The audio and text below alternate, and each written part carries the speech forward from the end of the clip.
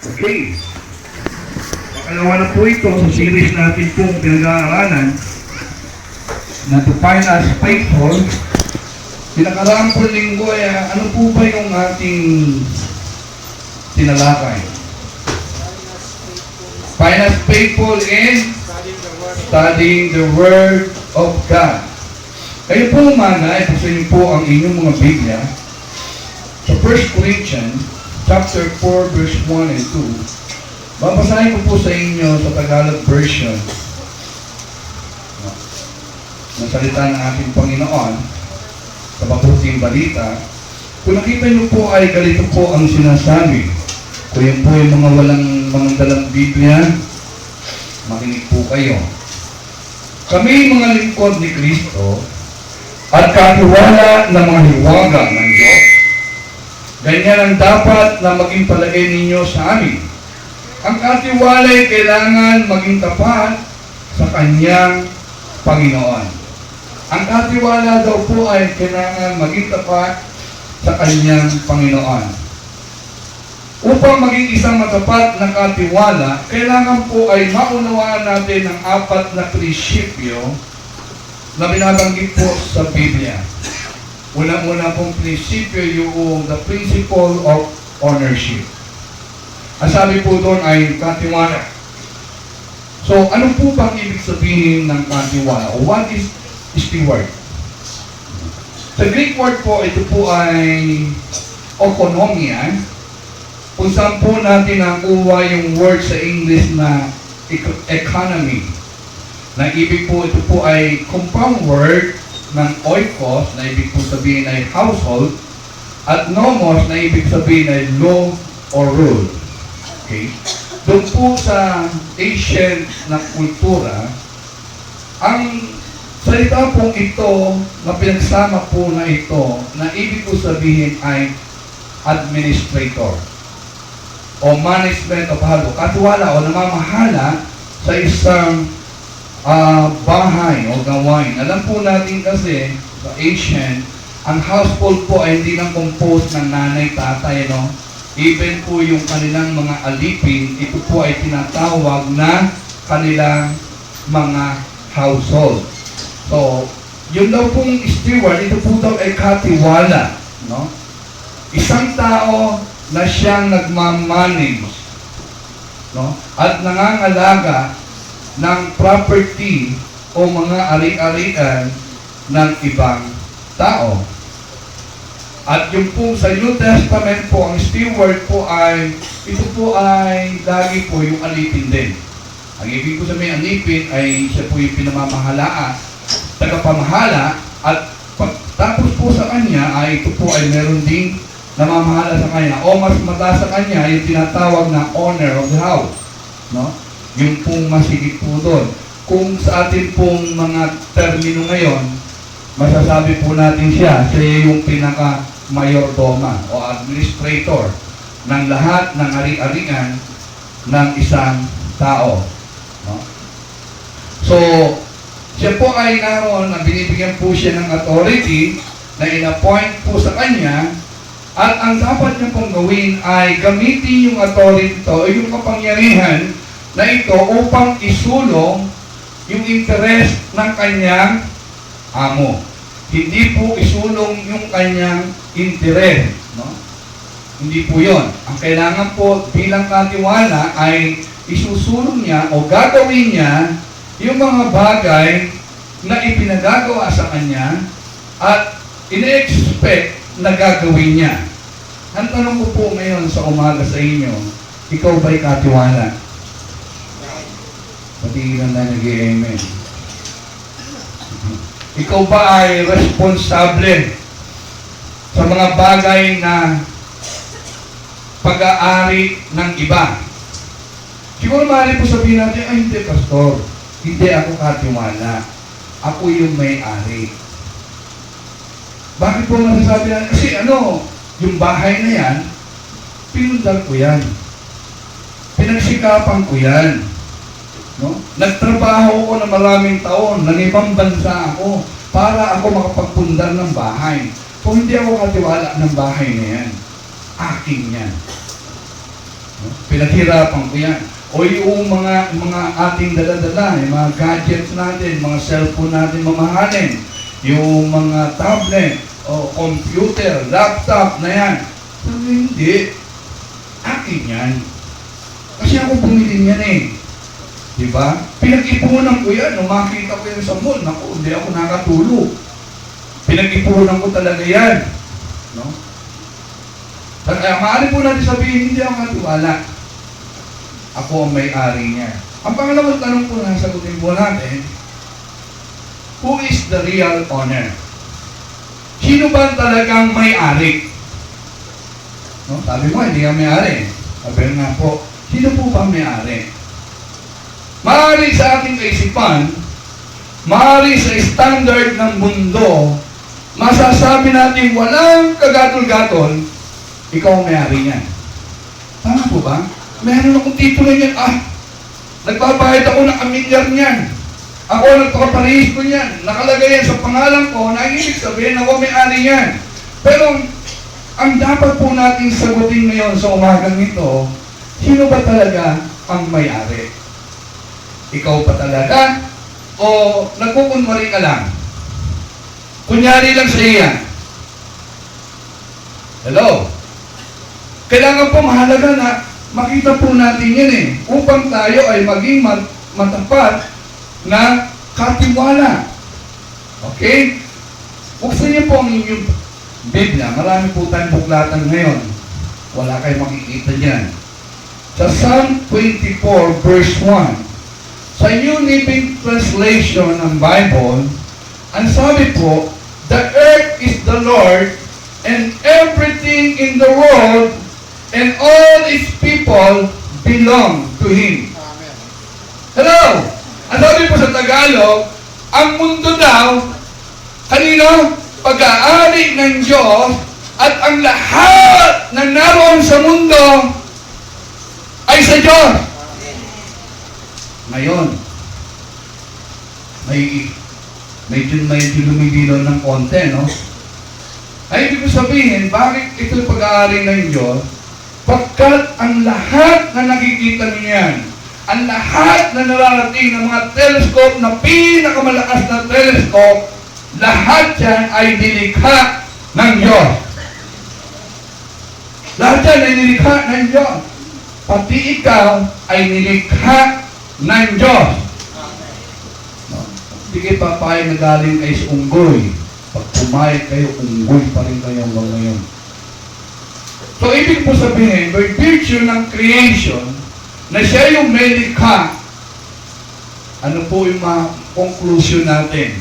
Na ibig sabihin, lahat na nakikita niyo yan ay pag-aari ng Diyos. Okay? Pati ikaw, pag-aari ng Diyos. Okay? Lahat na narito, including mga animals, tree, whatever, lahat na nakikita niyan, no? Ayan ang pag-aari ng Diyos. Pero sasabihin po natin, maaari sa ating buhay. Pastor, pinaghirapan ko yan. Kaya nga po ako nag-aral. Nagtyaga akong magutom para lamang makapag-aral. Pagkat alam ko, yung edukasyon ang bibigay sa akin ng magandang buhay. Nagtipid ako. Nag-ipon ako. Nagsakripisyo ako. Para lamang yan. Para lang mabili ko yung bagay na yan. Kaya yung pag-aari ko yan. Ako naman ang hirap dyan eh. Totoo po kaya yun? Buksan niyo po ang Biblia sa Deuteronomy chapter 17, verse 18. 17 and 18. Chapter 8, verse 17 to 18. Ang sabi po doon, sa English po muna, basahin ko. He did all this so you will never say to yourself, I have achieved this wealth with my own strength and energy. Remember, the Lord your God, He is the one who gave you power to be successful in order to fulfill the covenant He confirmed to your ancestors with an oath. No? Huwag daw po natin sabihin, sabi po ni Moses doon sa mga Israelita, na madalas yun naririnig, bago po sila pumasok doon sa lupang pangako, Pagka kayo nagkaroon na ng maraming mga properties, pagka kayo yumaman, pagka kayo marami ng mga alagang mga hayop, at kumikita na kayo ng malaki, huwag niyong sasabihin na kaya nangyari yan. Yan ay nagawa sa pamamagitan ng iyong lakas at inyong karunungan. Lagi niyong tatandaan, lagi nating tatandaan, mga kapatid, ang Diyos ang nagbigay sa inyo ng kakayanan. Amen. Ang Diyos ang nagbigay sa inyo ng kamangyarihan at lakas at buhay upang ang lahat ng tinatamasa nyo ngayon, lahat ng mayroon kayo ngayon, ang Diyos ang siyang may-ari. Hindi nyo magagawa yan kung hindi kayo bibigyan ng Diyos ng kakayanan na mangyari yung mga bagay niya. Okay, tignan po natin. Suppose tayo po ay nag-ipon ng pera upang makabili po tayo ng pangarap nating sasakyan. At pagkatapos na natin magpakahirap at mag-ipon, binili po natin yung sasakyan. Yung pang kotse na ito ay sa inyo? Ano po? Sa inyo po ba yung kotse na yun? Hindi. Kayo ba ang may-ari ng kotse na yun? Ayaw nyo sumagot. Hindi pa rin. Bakit? Binili mo yun. Sa ibig sabihin, pag binili mo, sa'yo. Tama po ba? Siyempre, binili mo sa'yo yun. Sa perspective o sa kaisipan ng tao, binili mo sa'yo. Tama po ba? Kasi meron nandito sa inyo eh. Nakapangalan sa'yo. Ikaw nag-release. Tama po, wala po tayong problema doon. No? Dahil binili mo yun sa'yo, at ikaw we are honored dito. Pero, meron po yun eh. Nabuksan niyo po yung Biblia niyo. Sa 1 Corinthians chapter 6, verse 19, 20. Sa Tagalog po, babasahin ko po sa inyo. Ano na po natin ito.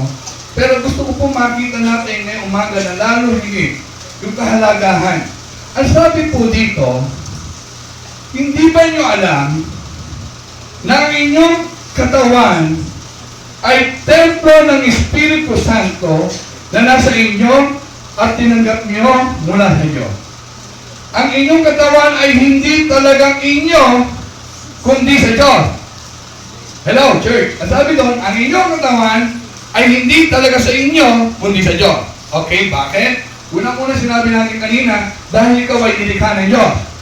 Agree tayo po lahat doon. Hindi ka nanggaling sa unggoy. Sigurado ka? O sige, tinika ka ng Diyos, kaya sa Diyos ka. Pag-aali ka ng Diyos. Pangalawa, sabi po natin, pag binili mo ang isang bagay, sa'yo yun. Tama po ba? Tama po ba? Okay, ang sabi po sa verse 20, tignan niyo po sa inyong Biblia at makinig po iba. Ang sabi po dito, binili niya kayo ng malaking halaga.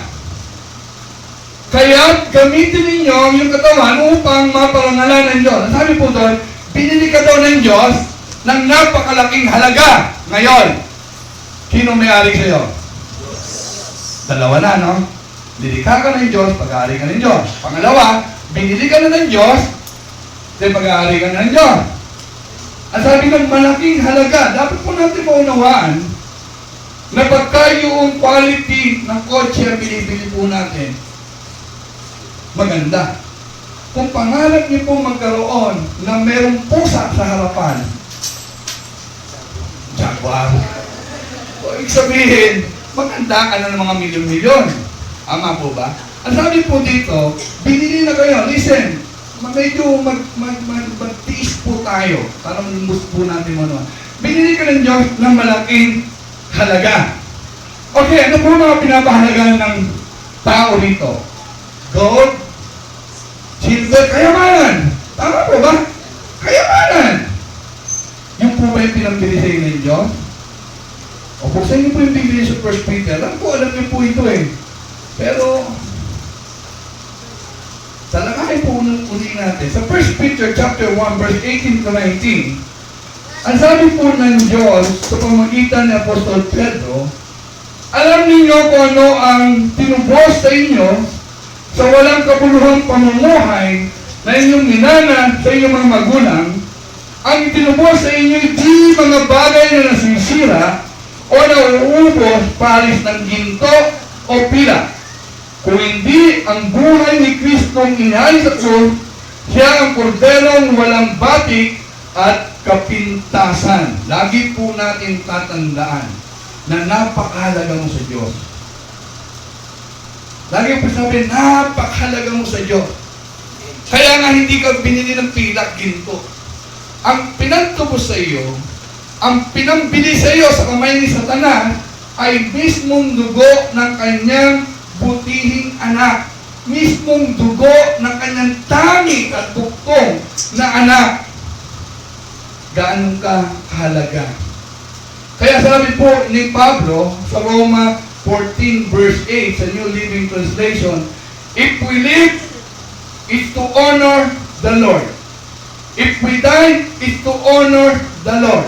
So whether we live or die, we belong to the Lord. Sabi niya, kung mabuhay tayo, dapat ito daw ay nagbibigay karangalan sa Diyos. Kung tayo mabatay, ay para maging honor sa Diyos. Whether kung ikaw mabuhay o mamatay, ikaw ay sa Diyos. Hindi po nababago yun. When we say, I belong to the Lord, He is my King. Siya ang aking hari. Siya ang aking Panginoon. Siya ang aking Master. No? Pag-aari niya ako. Ngayon, bumalik po tayo sa kotse. Nung binili niyo po yung kotse, matapos yung pag-ipunan, lahat ng naroon, pag-aari niyo. Tama po? Lahat ng kasama doon sa kotse, whether kung ito stereo, kung ito ay spare time, kung ito yung kung naroon mga tools, mga jack, lahat, pag-aari niyo po yun. Hindi po yung wala yun. Okay? Nung binili ka ng Panginoon, nung nilikha ka ng ating Panginoon, the same is true doon. Lahat ng mayroon ka, lahat ng nasa iyo ay sa Panginoon. Hindi po pwede mahiwalay. Akin to, hinalagaan ko to. Hindi. Lahat ng pag-aari mo, dahil pinili ka ng Diyos, lahat ng mayroon ka ay sa Diyos. Hindi mo po pwede ihiwalay. Kung ano meron ka, hindi po sasabihin sa iyo, yan ay sa Diyos. At dahil nga po, ang Diyos ang tunay na mayroong may-ari. It means na ikaw ay katiwala lang. Hello, church. Ang ibig pong sabihin, dahil ang Diyos ang tunay na may-ari ng mundo, ng lahat ng ito, at pati ikaw ay pag-aari ng Diyos, ang ibig lang pong sabihin ng isa lang, katiwala ka lang ng Diyos. At ang lahat ng tinatangkilik mo sa iyo ay ipinagkatiwala lamang sa iyo ng Diyos, at kailangan mo itong ingatan. Kailangan mo itong pagyamanin. Dahil ito ay sa Panginoon. Meron kang tinanong, sabi po sa Genesis chapter 2 verse 15, sa New King James Version, then the Lord God took the man and put him in the garden to tend and keep it. Nagsabihin, nilagay po ang tao doon po sa halamanan ng Eden upang ito ay pangalagaan at pagyamanin. At tiwala ka po, hindi ikaw ang may-ari. At ano po ang nais na makita ng Diyos sa isang katiwala? Ano ba ang ine-expect ng Diyos sa isang katiwalang katulad mo? Ang sabi nga po ng binasa natin, na kailangan daw po bilang isang katiwala ay tayo daw ay kailangan maging tapat. Maging tapat ng katiwala. At in-expect ng Panginoon na yung ipinagkatiwala sa iyo, aalagaan mo, gagamitin mo hindi sa interest mo. Hello, church. Hindi para sa'yo. Hindi para isulong kung anong gusto mo. Dahil katiwala ka, ang gagawin mo lang bilang katiwala ay isulong, gawin yung purpose o yung layunin ng tao o yung layunin ng Diyos kung bakit kanya pinagkatiwalaan yan. Nakaunawaan po ba tayo? Dahil hindi kami honor siya. Kung kailangan alam natin, ano ba yung layunin ng Diyos? Bakit niya ako pinagkatiwalaan ito? Suppose po, umiram ako ng cellphone kay Pastor Dante. Dahil yung cellphone ko ay Hyundai. Kailangan ba tila ng kotse? Sabi ng anak ko. Hyundai kasi tatak eh. Maganda kasi cellphone niya eh. Sabi ko, Pastor, pero na muna nilang araw, kailangan ko ng cellphone. Pero si Pastor Dante, dahil hindi siya makatanggi, dahil bukod sa senior pastor niya, kung hindi niya pa ako, hindi ayaw niya, pinahiram naman. Sabi nga, no, yung alam mo yan, mahalaw din ako dyan. Oo naman. Kalipas ng araw, sinuli ko sa kanya, Pastor, anak, pasensya ka na. Nabaksak ko. Ang problema, nabaksak sa inyo puro pa. Sinuli ko kayo sa kanya. Ano kaya magiging damdamin niya? Personal, siyempre magagalit ka, no? Magtatampo ka, may kami, ninong ko naman. Hindi iningatan yung bagay na ipinagkatiwala ko sa kanya. Hindi man lang niya talaga binigyan ng atensyon, na ingatan niya yun. Nagpadalos-dalos, pero mo nagpunta ng sigat, nandun yung pagbugot ng gano'n, nalaglag sa pao. Di po ba? Pag ibig sabihin, pag hindi sa'yo, dapat iniingatan. Tama po kayo. Ganun po yung istorya doon sa 2 Kings chapter 6, verse 5 to 6. Nung iniram po nung mga nag-aaral pagka-propeta, yung panahon at nagputol po sila ng mga puno. Yung ulo ng palakon sa pagpalakon na yung tumalsik, nalaglag sa ilog. Elia, yung tanim ng palakon, nalaglag sa ilog. Bakit kaya ganun yung pag-aalala ng tao na yun? Dahil hiniram niya yun. Tama po, hiniram niya yun. Ang ibig kong sabihin, yung pangalawang prinsipyo po, mahalaga natin maunawaan. The principle of responsibility. Dahil hindi ikaw may-ari, ipinagkatiwala, meron kang responsibilidad dyan. Okay? At ano po yung mga pinagkatiwala sa atin? Marami. Pero babanggit lang po ako ng ilan. Unang-una, what are the things na expect sa atin? You must be a faithful steward of your body. Amen? Ipinagkatiwala lang niya sa iyo ng Diyos. Di po ba? Sabi nga po doon sa Psalm 139 verse 30-14, we are fearfully and wonderfully created by God. Tayo po ay nilikha ng ating Panginoon.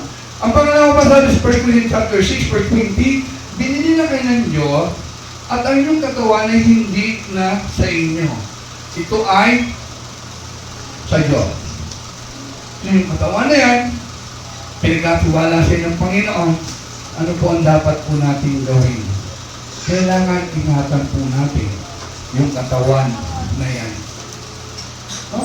Ang ibig sabihin, huwag po tayong masyadong mag-overwork. Nagreklamo nga si Brother Lionel kanina, 7 days a week, 12 hours a day. Nagkasakit na daw siya. Ang sabi ko, yung machine nga, pinagpapahinga, may maintenance. Kayo balak ata, patayin na. Baka ako, pamukat-mukat mo, kulang pa yung sweldo mo sa ospital at sa gamot na bibilin mo. Isa na overwork po natin yun. Diba may mga workaholic po dito eh. Diba? O kaya minsan, pinupuyat natin yung sarili natin sa kakapanood. Hanggang may palabas ata sa TV, o hanggang may DVD ata na isasalang eh. Salang na salang, okay na yan, nauna na stress, bukas tulog na lang. Alam niyo po ba, na ang good night's sleep ay mas mahalaga at mas maganda ka sa katawan kaysa yung umaga?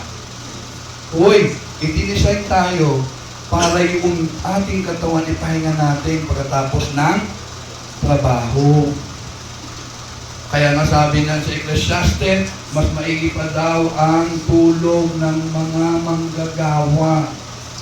Nagigilid po sila. So, minsan na-overwork po natin yan eh. Nagpupupuyat po tayo. No? Nagiinom ng alak. Nag-i-smoke. Di po ba? At ano po yung ginagawa ng iba? Tapo dito, tapo doon, tapo rito, tapo doon, tapo sa lahat. No? Sabi niya, akin naman to eh. Haka-haka mo lang yan.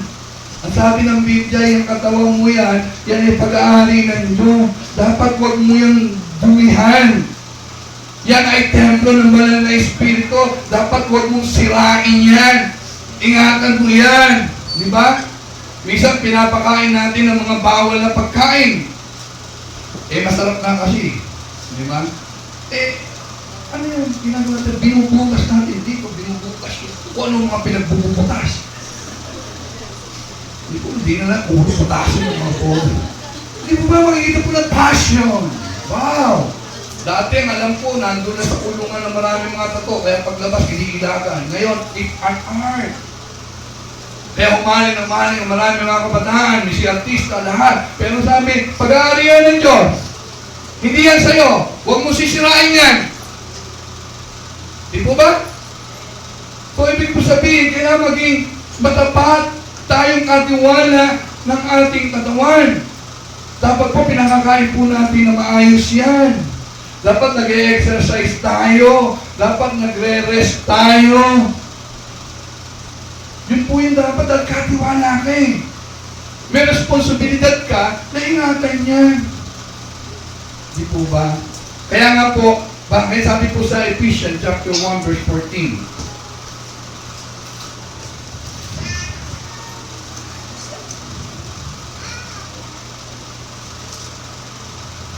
ang Espiritu, ang katibayan ng mga pangako ng Diyos sa ating mga hinilang, hanggang kamtan natin lubos na kaligtasan, purihin natin ang kanyang katagalan. Sa English translation po, ay yung ating body ay to give honor and glory to our Lord Jesus Christ. Ingatan niyo po yung katawan na yan. Yan ay pag-aari ng Diyos. Huwag niyo pong abusuhin yung katawan ninyo. Hindi po sa inyo yan. Yan ay pag-aari ng Diyos. Ang pangalawa po, hindi lamang po sa ating katawan, you must be faithful steward of your talent.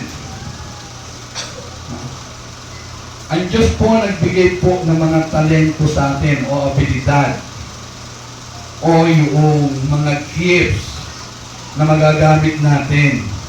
Maaaring iba, mayroong mga limang kakayanan, ano? Di po ba, meron kasi mga iba magagaling sa negosyo, iba magagaling na mga empleyado, iba magagaling kumanta, di po ba?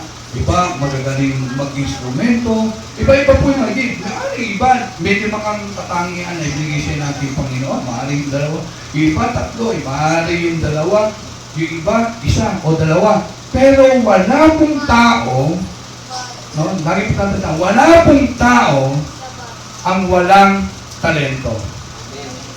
Hello, wala pong tao ang walang ibinigay ang Diyos sa kanya. Maaari po ba iba ay athletic? Maaari po iba ay merong gift sa pagtuturo, no? Sa pamamahala. Lahat po, pero lahat tayo ay may talentong ibinigay ang ating Panginoon.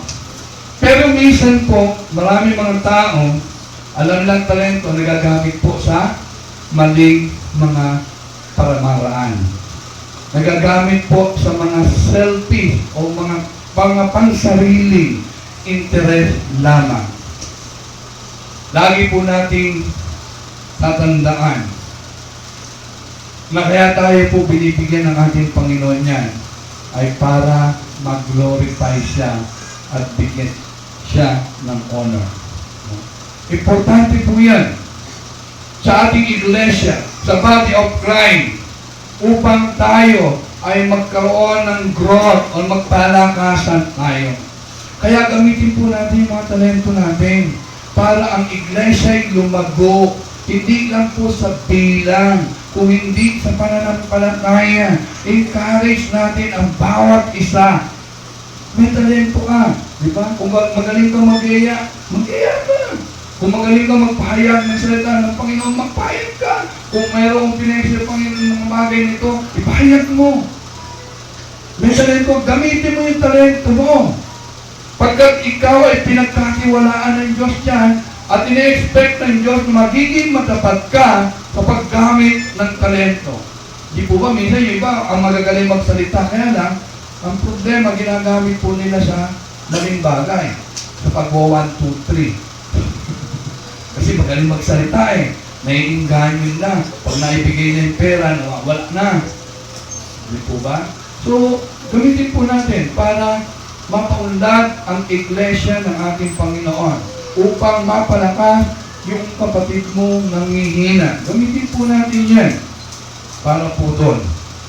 Pangatlo po na ipinagkatiwala tayo na dapat tayo po maging responsable. Meron po tayong responsibilidad at kailangan po natin maging tapat. You must be a faithful steward of your time. Lahat po tayo dito ay meron lamang pare-parehas na oras. Hindi po ang pastor, iba oras namin. Hindi po. Lahat tayo. Meron 24 oras sa loob ng isang araw. No? Okay. Suppose. Palagay po natin na meron pong isang taong lumapit sa iyo. O sinabi kay Joseph, Joseph, bibigyan kita ng 86,400 a day. Pero kailangan gastusin mo ito. Dahil pag hindi mo nagastos sa loob ng isang araw, mawawala na lang itong parang bula. Parang magic. No? Sabi ni Joseph, sige. Di ba ito, tatanggapin mo? Tinanggap niya. Ang problema, hindi ginastos ni Joseph. Siguro nagastos lang niya dahil natamad na siya mag-shopping, ay 50 mil lang. So may natira. At nawala po yun. Sayang naman. Sayang. Hindi po ba? Tayo po ay pinagkatiwalaan ng ating Panginoon ng 86,400 seconds in a day. Paano po natin ito gagawin? Remember, lahat ng oras na hindi natin magamit, hindi na po natin ito pwedeng balikan at gamitin pa. Kaya may sabi po ng kasabihan, time is gold. Ito po isang pinakahalagang possession na mayroon tayo na kailangan po ay matuto tayong gamitin ng tama. Kaya nasabi na natin Panginoon sa Ephesians chapter 5 verse 16, redeeming the time because the days are evil. Samantalayin natin ang lahat ng pagkakataon, magagawa ng mabuti o mga bagay na pinagagawa sa atin ng Diyos dahil ang araw ay masama. Araw-araw na lang, binalik si ganito, ninakawan si ganito, pati mo lahat. Talagang makikita po natin ang kasamaan ng tao ay talagang grabe na. Diba? Smuggling dito, smuggling doon, lahat. Kaya sabi ng Lord, patay kayo. Pag dito kayo, pag hindi kayo tumingin, papatayin ko kayo. Sabi ng Lord sa mga smuggler. Galit na galit sa kanya, galit na sa amin. Di po ba? May oras kang ibinigay sa iyo ng ating Panginoon. Gamitin po natin ng tama. Sa Colossians chapter 4 verse 5, ganyan po sinasabi po ni Pablo. No? Walk with wisdom toward these who are outside, redeeming the time. Ito po yung pinag-aralan ng Wednesday. Sayang, wala po kayo. Pero marami po hinaling po. Redeeming the time. Huwag tayong mag-aksaya ng oras. Dahil hindi na po natin mababalikan yun. Pag kayo opportunity ay namakpas sa'yo, wala na po. Wala na sasabihin, time out muna. No, hindi ka katulad ni Joshua na sinabi doon sa araw, Son, Be still. Ina, gagamitin mo lahat yan. Every second ng binigay sa iyo, pinagkatiwala sa iyo ng ating Panginoon, gamitin mo ng tama. Mahalaga yan. Kung pag hindi mo nagamit yan ng tama, mahihirapan ka na. Alam niyo po, meron po isang pasyente, nagpa-check up po siya, binalikan niya kinabukasan yung kanyang resulta ng kanyang check-up. Sabi po ng doktor sa kanya, naku, sabi niya, meron akong masamang balita. Good news sa'yo. Meron akong masamang balita sa'yo. Bad news sa'yo. At meron din akong worse news sa'yo. Nagulat yung pasyente. Bakit? Ano ba yan? Ano ba gusto mong unahin ko? Sabi ng doktor. Yung bad news o yung worse news? Walang good news. Bad news sa worse news. Siyempre, sabi ng pasyente, Dok, yung bad news muna. Sabi sa kanya ng doktor, alam mo, iho, paano kaya natin si Norman? Alam mo, iho ko na lang. Sabi niya, meron ka na lang 24 oras para mawala. Sabi nung, bakit to? Ano nangyari talagang? Paano yan? Sabi niya, paano ko aayusin ang aking buhay sa loob ng 24 oras? Marami akong dapat ayusin. Maraming dapat na ituwid na pagkakamali na aking ginawa. Paano yan? Sabi niya yan. Wala nang iba pang magiging masamang balita na darating sa akin kung hindi malaman na 24 na oras na lang ang aking buhay. Sabi ng doktor, gusto mo marinig yung worst news? Ano pa magiging worst dyan? 24 oras na lang yung buhay ko. Ang sabi niya, nakalimutan kong sabihin kahapon sa'yo na 24 oras na lang yung buhay mo. Mapatay na pala siya. Kaya time is gone! O mahahabol niya pa ba yun? Hindi na. Ay, patay na pala yung pasyente niya. Nakalimutan niya. Sabihin. Alam niyo po, the year 2013, hindi na po babalik yun. Never. Kaya sabi po ng kasama sa English, don't cry to the spilled milk. Alam niyo, hindi po natin babalik. Kaya nga every year, nakikita niyo po yung matanda, napapalitan ng bata. Ano po ibig sabihin? Panibagong taon na dapat harapin. Tanong ko po sa inyo, papaano niyo po ginasto ang oras nyo ng year 2013? Paano niyo ni-spend ito? Ay, wala yung pastor. Party dito, party doon. Kaya nakikita po kami. Kaya nakita ito, no? Pati pa, bulsa, butas. Wala? Marami po, sigumari. Sabihin po natin. Marami. Pero, nagawa niyo po ba, o nagamit niyo po ba yung oras ninyo sa pinakamahalaga?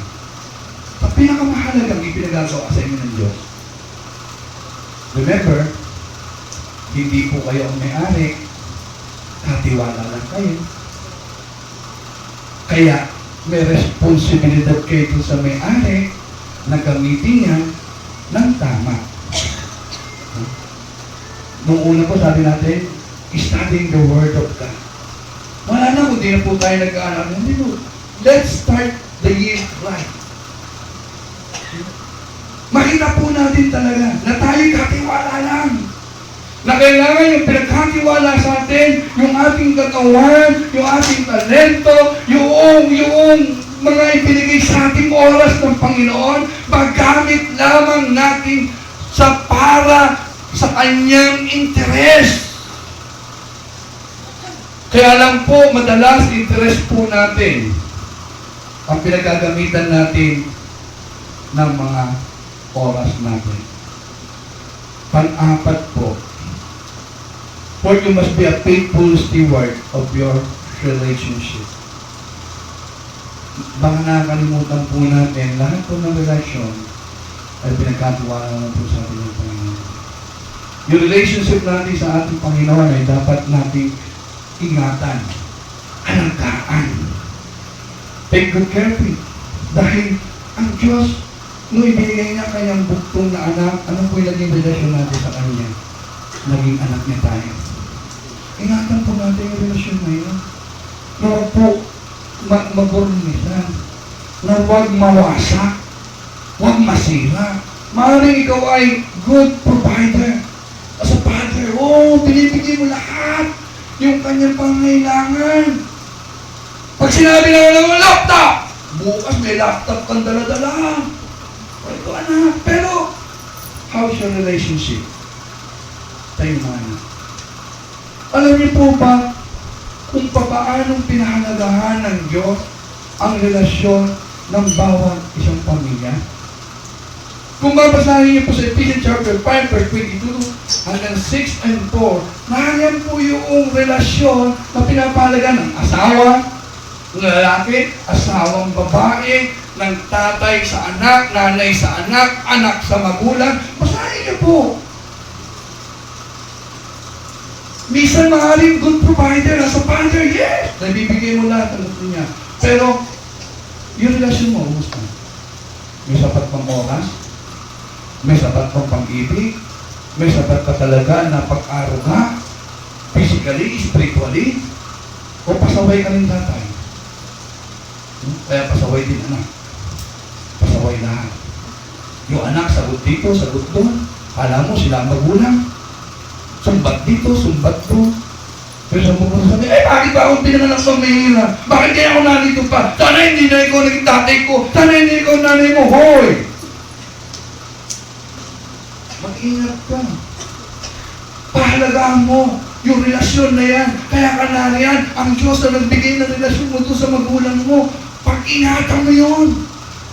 Kaya ka na dyan, yung anak mo yan, ang Diyos na nagbigay sa iyo. Son is a heritage from God. Yung asawa mo yan, ang Diyos na nagbigay sa iyo. Ingatan mo yan. I-value mo yan. Yung relasyon mo sa iyong kaibigan, i-value mo yan. Huwag mo basta hayaan na masira yan. Huwag mo hayaan basta yung chispi ang maghiwalay sa inyo o mga sabi-sabi. Kaya sabi po sa Proverbs chapter 17 verse 7, a friend love at all time. No? Kaya sabi sa Proverbs chapter 18 verse 24b, but there is a friend who stick close than a brother. Meron daw kaibigan na talagang parang higit pa sa iyong kapatid. Pag-ingatan mo yan. Huwag mong baliwalain niya, magpasalamat ka sa Panginoon na meron ka kaibigan. 30 years, 40 years na. Kayo pa rin.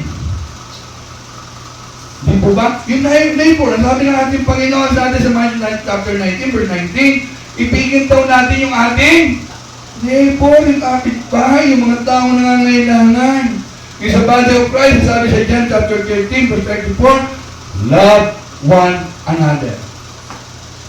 Relationship po yan eh. Gaano po natin pinapahalagahan po yan? Lalo po sa ating iglesia. Yung relasyon natin sa bawat isa. Kaya sabi po kasi dyan, ang sakit daw po ng kalingkingan, sakit ng buong katawan. Pagka nakikita po natin ating kapatid na nagsasuffer, tayong may kakayanan, tayo yung dapat na tumutulong, hindi sa labas. Hello? Di ba katumi, nararamdaman mo yan? Kung malungkot siya, dapat nararamdaman mo. Kung kailangan tulong, dapat ikaw yung unang naroon. Kung kailangan presensya mo, dapat ikaw naroon. Bakit? Pinakikita mo na importante siya sa'yo. Kaya sabi nga ng Biblia, kung magagawa mo ngayon, huwag mo na yung pagpabukas. Uy, magbigay ka na. Kung may oras ka ngayon, huwag mo na yung pagpabukas. Gawin mo na. Mahalaga po yan eh. Na minsan, hindi natin pinapansin, okay lang, ikaw na magalit siya sa akin.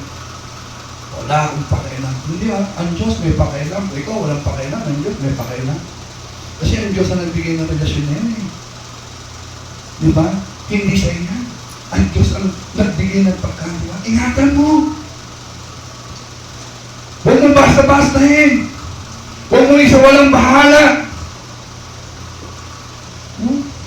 Maging tapat po tayong katiwala sa mga relasyon na pinagkatiwala sa atin ng ating Panginoon. Yung relasyon mo sa mag-asawa, ingatan nyo. Sa mga anak, ingatan nyo. Dapat encourage natin ang bawat isa sa pamilya. Huwag natin i-down. Huwag natin kutsain. Huwag natin pagsisihan na kayo ay nandyan sa pamilya na yan. May purpose ang Diyos. Kaya ibinigay sa inyo yung pamilya na yan. Dapat makita po natin, maliwanag yun sa buhay natin. At i-value natin, i-treasure natin yung relasyon natin na yan. Maging faithful, steward po tayo. Panlima po. You must be a faithful steward of your money. Ang sabi po ng iba, money is evil. Right or wrong? Agree or disagree? Money is evil. Para naman wala akong kausap, ang dami ko naman nakikita. Masama daw po ang pera. Money is evil. Agree or disagree? Agree. Dito? Disagree. No? Hindi po masama ang pera. Okay, sabi po kasi 1 Timothy 6:10, the love of money is the root of all evil. Kaya sabi ni James chapter 1, papatay kayo, makuha mo lang yung gusto mo. No? Okay, ito catch. Listen. Sino po yung nakapakinig ng preaching last year tungkol sa pera? Amen. Sino? Kamay gusto mo marinig lang po. Amen!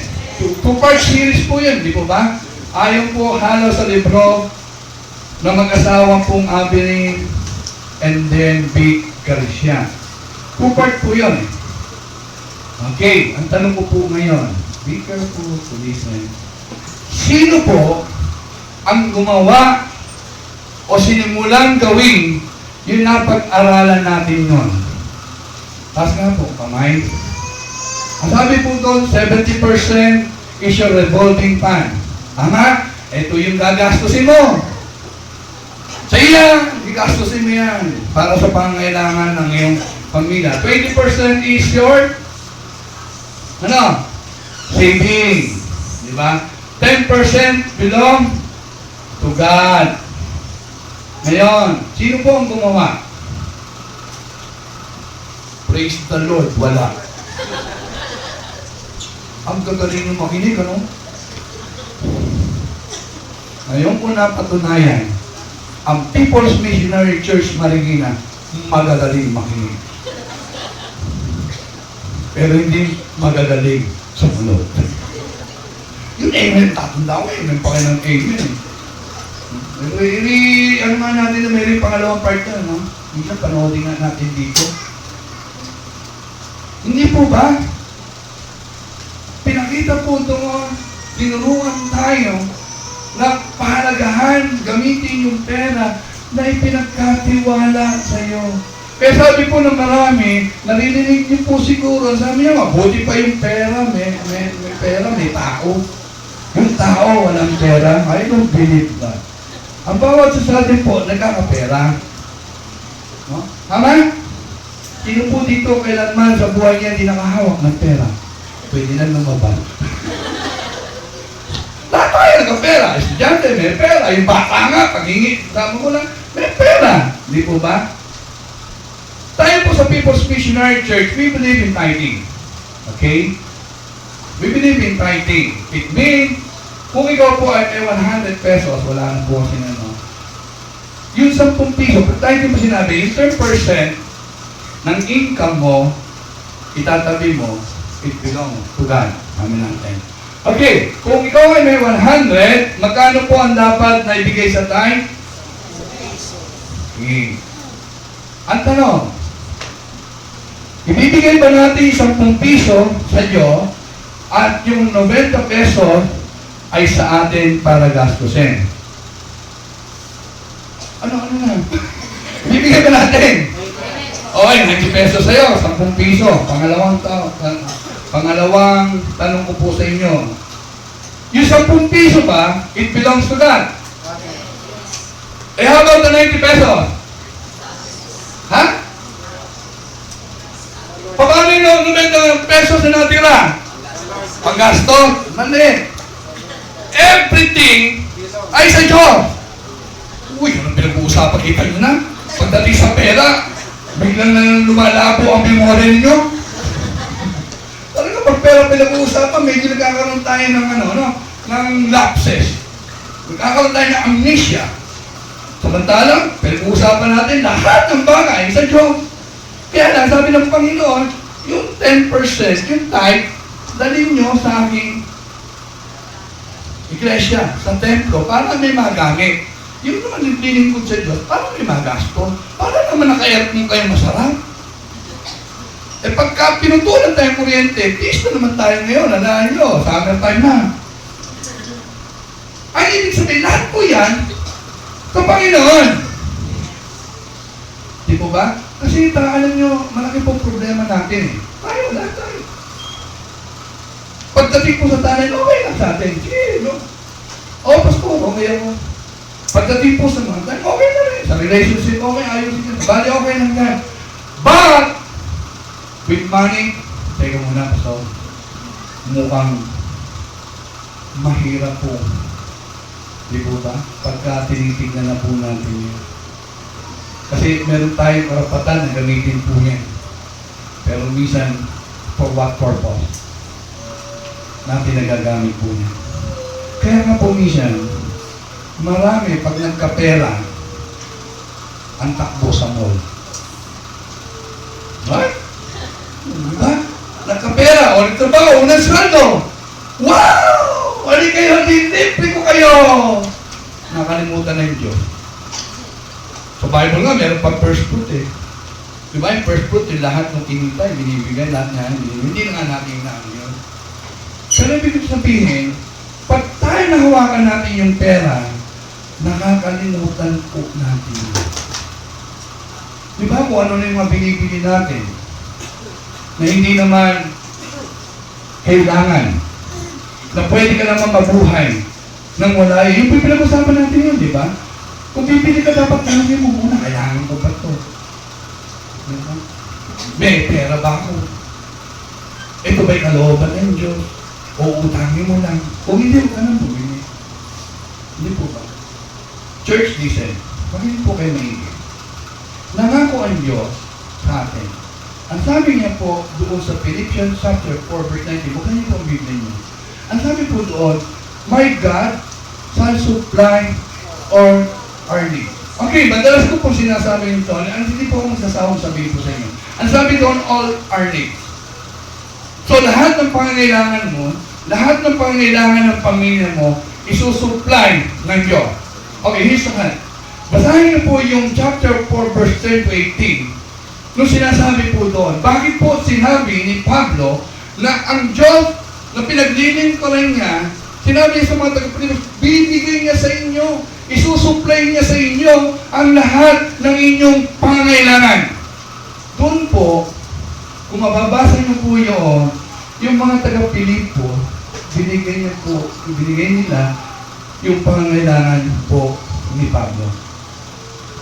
Hello? Kaya sabi niya, huwag kayo mag-alala.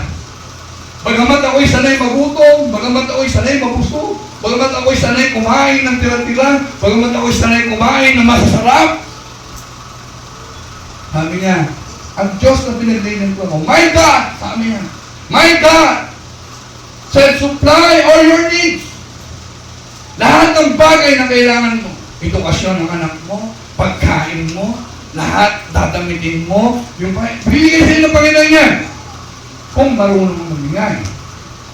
Pero ang problema po sa atin, kung bakit hindi natin matanggap ang pangako ng Diyos, iba po ang pinaggagamitan natin ng perang binibigay ng Diyos. Listen, church, hindi po sa pangangailangan natin, kung hindi sa luho natin, kung hindi yung pan-display natin sa katawan, yung hahangaan din tayo ng mga tao na hindi tayo nahuhuli sa kanila. Ano alam din sa akin mahirap? Kaya ko rin yan. That's the truth. Tingnan niyo po ang sabi ni James. Bakit po hindi tayo pinagkakatiwalaan ng Panginoon? Siguro sabi ng bakit ang tagal, nagtatapat tayo. Pero ang sabi po ni James, sa kanyang sulat, ang salita po ng kanyang susulat ni James, okay, sana po, tutupuan po na. Sa James chapter 4, verse 2b to 3, ang sabi po dito, hindi nyo nakakamtan ang inyong minipithi sapagkat hindi kayo humingi sa Diyos. Verse 3, listen, kung wala po kayong Biblia, makinig po kayong maingay. Ang sabi, at humingi man kayo, wala rin kayo natatanggap sapagkat masama ang inyong layunin. Humingi kayo upang gamitin sa kalayawan. See? Ano ba ang pangako ng Diyos? Lahat ng pangangailangan. Ano ang hinihingi mo sa Diyos para sa kalayawan mo? Hindi bibigyan ng Diyos yun. Maniwala ka sa hindi. Hindi po bibigyan ng Panginoon. Kailangan po matuto po tayo. Maniwala po natin na tayo maging good steward. Pag binigyan ka ng pera ng Panginoon, wow, Lord, thank you, Lord. Bigay mo ito, pag-aaral mo ito, gagamitin mo ito para sa naisip mong gawitin ko. Para sa pamilya ko. Para sa glory mo. Para sa gawain mo. Hindi para sa akin. Akin. Hindi po, mali po yun eh. Kaya sabi po, minsan nag-usap-usap yun nasa park. Yung chicken, yung ano doon, saka yung baka, saka yung bamboo, sabi yung chicken, mali chicken. Sabi yun, uy, yung boss natin, bigyan naman natin na masarap na breakfast buka. Diba? Hindi yung baka, kaya ng ano, ng gata. Yung umano, ay dahil yung egg mo. Alam mo na, ham and egg with milk, fresh from the farm. Sabi ng baboy, ay, nako, sa inyo donasyon, sa akin sakripisyo. Ayaw ko na, sa inyo. Minsan tayo po, ganun eh. No? Tayo, hayaan mo na sila magsakripisyo tayo, donasyon na. Di po ba? Ano po yan? Alam mo po yung 1984, meron po, this is a true story, ha? Pinatunayan po ito ni Robert Costa, Reverend Robert Costa. 1984 po, isang kapatid na nangangalan po Mike, ay isa po ay kabilang po sa East Coast Church. Nung one evening, matin po siya. So, ang message po is tungkol po sa sacrificial giving. After po ng mensahe, ay nagpas po ng offering plate para sa application. So, meron po siyang $50 sa kanyang bulsa. Ito po ay pang-grocery nila para sa kakainin ng mag-anak. Sa loob ng isang linggo, mag-asawa sila at 5 nilang anak. Dahil po yung faith at conviction, naniniwala siya na tigawain ng Panginoon at pinagparahan po, binigyan niya po yung $50. Wala siyang pera. Hindi ko alam, wala sa isip niya. So, sasabi niya, fasting na lang kami for 1 week. So, pag punta po niya doon sa kanilang sasakyan, nakita niya po sa likuran nito, punong-puno yung likuran ng mga grocery ba. Takot sa uli sa church. Pastor, sabi niya, halika po, dali. Minako. Okay, pastor, medyo tataan. Medyo skeptical siya, medyo naman mama po siya. At dinignan niya yung kanilang station wagon ng mine. Nakita yung dami yan. Sabi nung it came from the Lord. Kasi wala naman po siyang kamag-anak doon. Wala naman mga tawag yan. Mga miyembro na umaming na kumuha po yun. It's a miracle from the Lord na mayroong mga grocery po doon. At nung sumulat po ng kwento po ito, dinagdag niya po, Yung nakalagay po sa Psalm 78 verse 20. Sabi niya, parang kahawig ito nung talata sa Psalm 78 verse 25. Basahin nga po yung mga Bible. Babasahin po sa inyo sa Tagalog. Ang sabi doon, ang kaloob na pagkain ng mga anghel. Hindi siya nagkukulang, masagana kung dumating. Palagpakan nga po natin ang Panginoon. $50 binigay niya for 1 week. Talaga, wala na.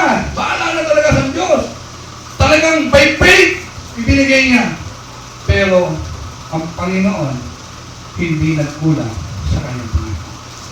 Sinaipon, naalala niyo yung story ng pati yung demonyo?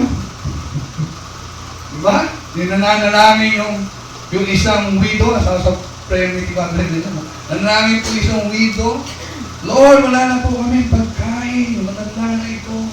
Sana po, bigyan niyo kami. Ayaw nag-meeting yung mga demonyo. Hoy! Bigyan mo nga ng pagkain niya. Sabi mo sa kanya, hindi galing sa Diyos niyan. Galing sa akin yan. Lumakad naman yung demonyo. Kapag siya doon sa ano, Missy! Special delivery! Pagkain ninyo! Wow! Galing ka kay Satanas! Hindi yan sa Diyos mo! Sabi ng matanda, salamat sa Panginoon! Miski demonyo, ginagamit niya para pakainin ako! Ganun po yan eh. Yun po, dapat po natin matutunan yung mga bagay na yan. Ano po ma'am? Dumating nga yung circus sa atin dito eh. Di ba yung mga circus, may mga kuno ng palabas eh. Meron din the strongest man on earth. Ng katawan. Aba, binabaluktot yung mga bakan. Alakas eh. Tapos kumuha po siya ng lemon. No? Na fruit. Piniha niya. Challenge ko sa inyo, sino ba sa inyo dito ang mas malakas pa sa akin? Wala na kasi. Bigyan niyo ito, pag merong katas na lumabas dito, bibigyan ko kayo ng 5,000. Tama mo, mga misteryo na ng katawan, yung mga talaga nagbaba, piga dito, piga dito, wala. Wala talaga. Nataon din, nanonood din yung pamilya ni Sister Jonah. Ika na, hello. Sabi ni Sister Jonah, ako po. Sabi niya, babae? Ako po, try ko. Sabi niya, sige na. Tawa-tawa pa yung mga, Panginoon, gulong-gulong, laki-laki na, ikaw ba kaya, babae ka lang? Ginawa ni Sister Jonah, kinaliwa nga lang yung Sister Jonah. Wala, pagkita, in-squish niya. May pumatak! Sabi nung, palakpakan yung mga tao. Sabi nung slogan, pwede pa ako sa'yo. Ang kanina. Wala na talaga. Ikaw, meron pa. Sabi niya, paano mo nagawa yun? Sabi ni Sister niya, practice lang yung boy. Practice lang yung boy. Sabi niya, bakit? Ano ba trabaho mo? 4 years ako ng treasurer ng People's Missionary Church. Hello! Spis-spis ng budget. Spis-spis. Glory to God. Hallelujah. Alam mo naman siyang Panginoon.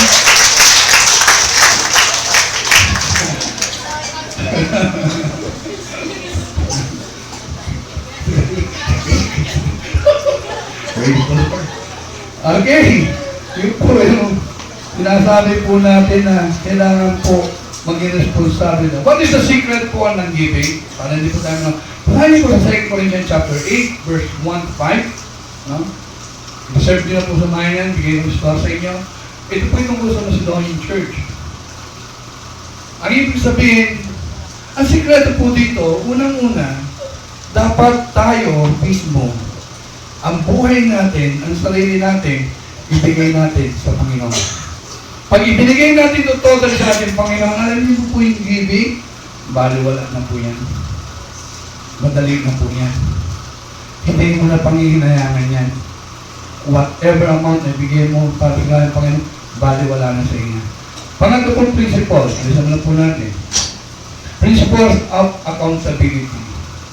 So, ikaw po ay steward, madaling sabi, ikaw po ay may responsibilidad. Ang pangatlo din po sinasabi po natin dito, ikaw din po ay accountable kung ano yung pinagkatiwala sa atin. Kaya nire-remind po tayo to be a faithful na servant. Kaya po ang ating Panginoon na marami mga parables tungkol po dyan. One of it yung matatagpuan natin sa March 25, basahin niyo po sa bahay niyo, mula 1 to 28. Nung meron siyang tao na aalis po siya, bago po siya umalis, tinawag niya ang kanyang mga alipin. Yung isa binigay niya ng 5,000 pesos. Ayon sa Biblia, yung isa po ay 2,000, yung isa ay 1,000. No?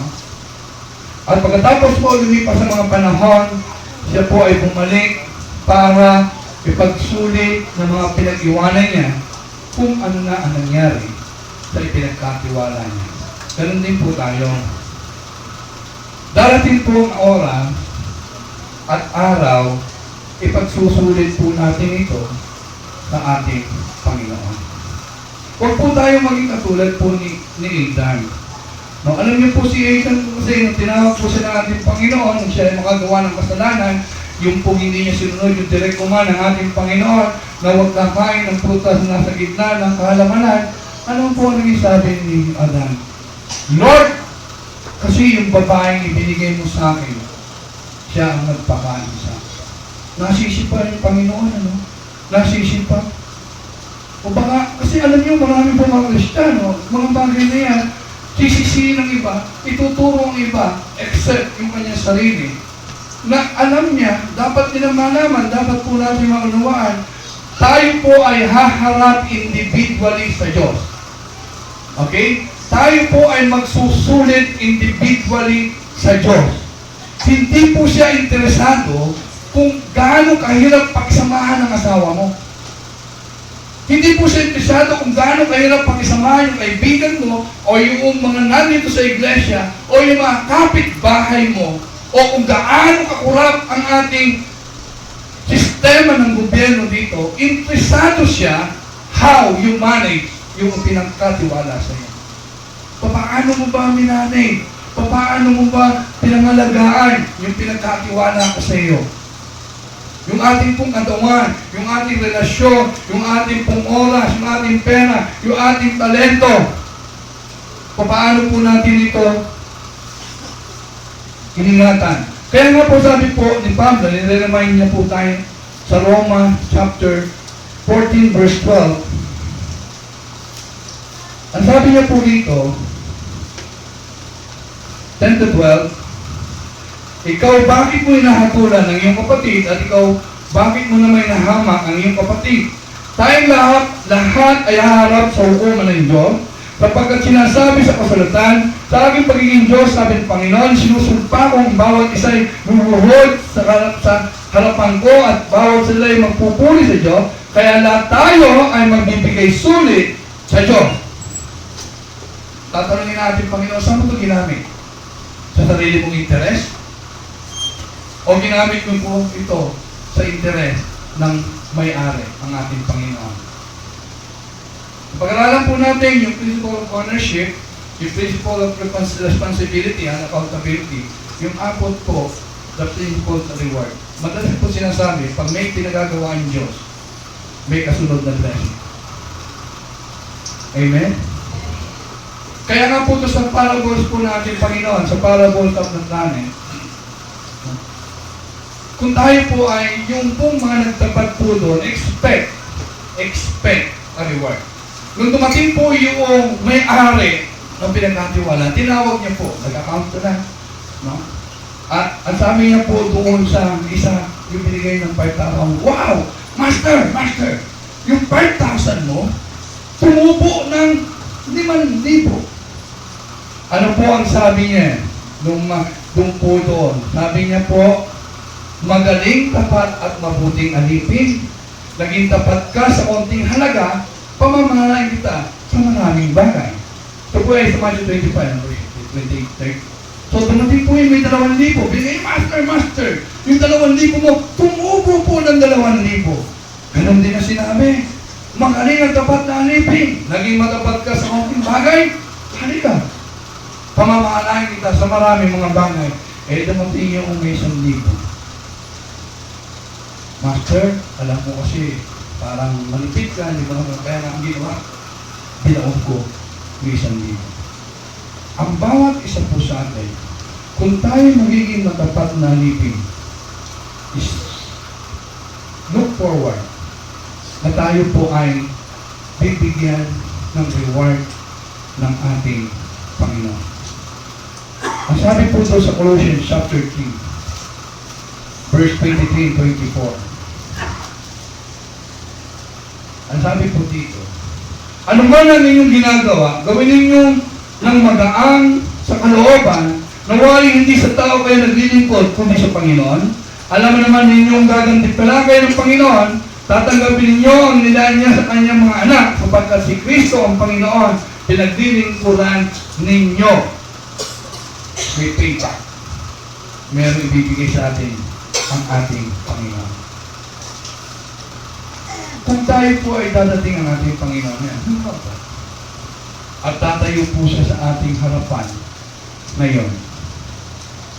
At tayo po i-require ng ating Panginoon na magbigay ng account tungkol doon sa pinamahala niya sa atin. Madidinig kaya natin yung salita, well done, good and faithful servant. Madidinig kaya sasabihin natin, pag tinawag tayo sa isang ko, well done, good and perfect, faithful servant.